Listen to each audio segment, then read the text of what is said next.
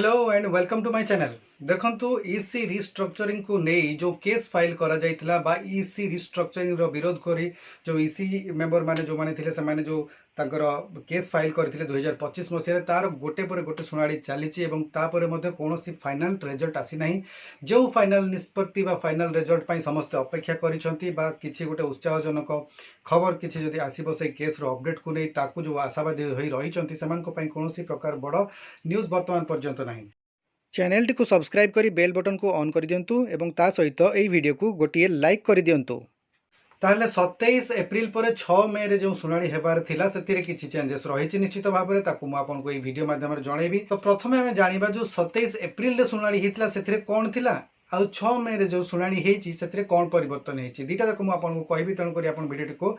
Skip न करी भल भाव देखु ये जो 6 मे रो जो सुनाड़ी थिला ता पूर्व जो 27 एप्रिल रे सुनाड़ी हितला सेटा आपण माने वर्तमान स्क्रीन रे देखुचंती सेतिरे जो थिला देखंतु स्टेज ऑफ केस थिला टॉप ऑफ द लिस्ट थिला ता माने प्रथमे सुनाड़ी हबो बोली एथिरे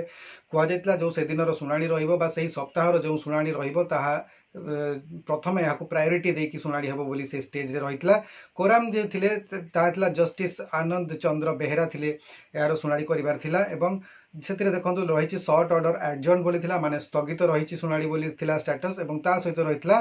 जोटा जो कॉज लिस्ट नेम थिला सेतिरे वीकली बा डेली रहितला ता माने थिला जो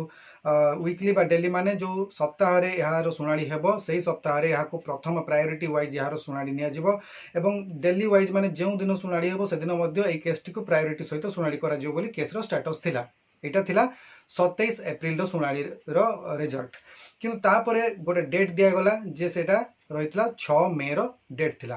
ताले 6 मे रे जो सुनाड़ी हेछि सेतिरे जो रहिछि तार जो अपडेट्स आसी छि सेटा टिके बुझिवा कष्टकर काईकिना सेतिरे क्लियर किछि जणा पडु नाही। आपण माने स्क्रीन रे देखंतु 6 मे रे रहिछि नेक्स्ट डेट रहिछि 30 मे 2025 एटा केबे भी संभव नुहे 30 मे 2025 केबे भी होई परिबो नाही कारण 2026 चलीछि तण कर एथिरे सामान्य मिस्टेक रहिछि जोटा कि 30 मे 2026 हबो एवं आमे आशा करिबा जे 30 मे 2026 रे ही परवर्ती सुनाड़ीटी हेबो। स्टेज ऑफ द केस देखंतु फ्रेश एडमिशन रहिछि जोटा कि पूर्व डेट रे थिला टॉप ऑफ द लिस्ट माने प्रथम सुनाड़ी हेबो बोली कि थिला स्टेज वर्तमान कुआ जायछि stage of the case fresh admission माने नुवा भाबरे केस रो सुनाड़ी हेबो बोली एथिरे कुआ जायछि। ता संगे कोराम देखंतु सेही जस्टिस आनंद चंद्र बेहेरा ही रहिचंती एवं एथिरे मध्य सेही जस्टिस आनंद चंद्र बेहेरा ही रहिचंती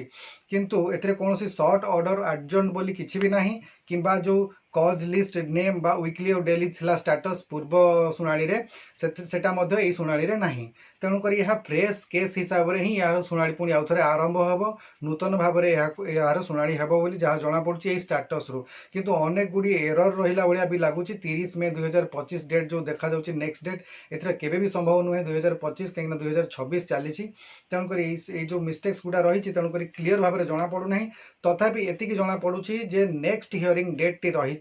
30 मे 2026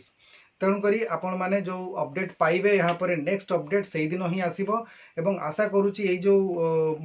30 मे रे आसीबो सेतिरे पुनी आउ किछि भलो अपडेट्स आसी पारे।